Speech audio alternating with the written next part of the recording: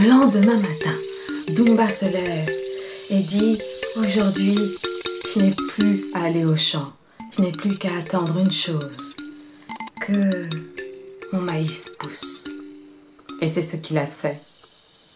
Il y a eu du soleil et des jours de pluie.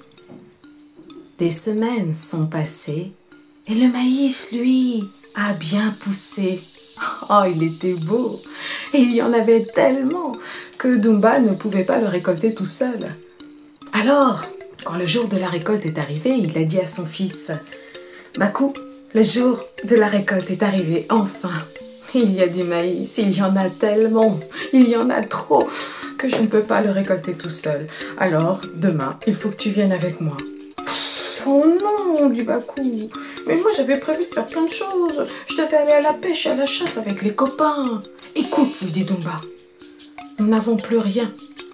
Notre seul espoir, c'est ce maïs de l'autre côté de la colline. Alors demain, il faut vraiment que tu viennes avec moi. D'accord. Alors ils ont fini de dîner et après avoir tout rangé, ils sont allés se coucher. Dumba et Fatou dans leur chambre et Bakou dans la sienne. Cette nuit-là, Dumba a fait de très beaux rêves. Il voyait son beau maïs de l'autre côté de la colline. Elle, Fatou, elle faisait des cauchemars et voyait des fantômes partout. Bakou, lui, n'arrivait pas à dormir. Il se disait... Une journée de gâchée demain. Quand je pense que je devais aller à la chasse, à la pêche avec les copains. Et au lieu de ça, je dois aller ramasser du maïs. Oh, super. Et tout ça pour un maïs que je n'ai jamais vu. Oui, c'est vrai, quoi. Si ça se trouve de l'autre côté de la colline, il n'y a rien.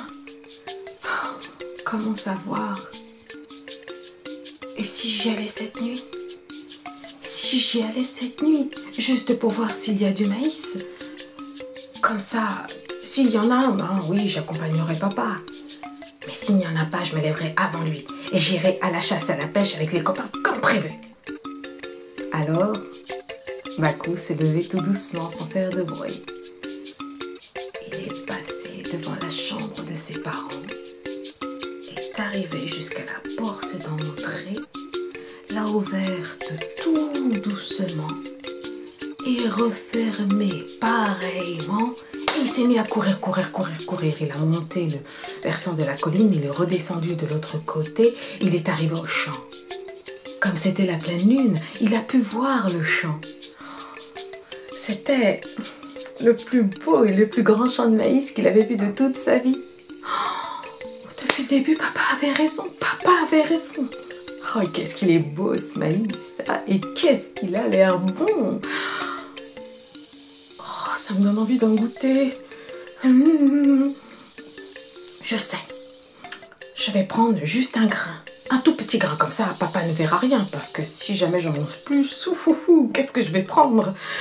Alors, Bakou s'est approché du premier épi de maïs. Et là, il a retiré un grain. Mais à peine avait-il retiré ce grain que 32 fantômes sortent du sol. Qui va là? Oh, les fantômes, c'est moi. Je m'appelle Bakou, je suis le fils de Dumba.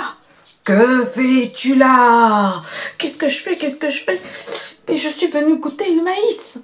Qui t'a demandé de faire ça?